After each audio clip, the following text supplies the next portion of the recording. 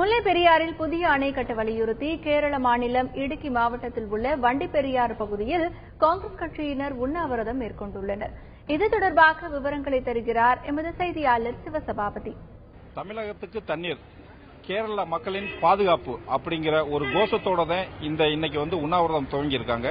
இந்த கேரள காங்கிரசார் இந்த உண்ணாவிரதத்தை துவங்கி இந்த உண்ணாவிரதத்தில் இப்போ முன்னாள் நீர்வளத்துறை அமைச்சர் PJ ஜோசப் இந்த உண்ணாவிரதத்தை தொடங்கி வச்சிருக்காரு. இதோடு இப்போ உண்ணாவிரதம் நடைபெற்றுக்கிட்டு இருக்கு. இந்த உண்ணாவிரதத்தில் முன்னாள் முதலமைச்சர் உம்மன் சாண்டி கலந்துக்கிறாரு. அதே மாதிரி முன்னாள் அமைச்சர் பிரேமச்சந்திரன் கலந்துக்கிறாரு.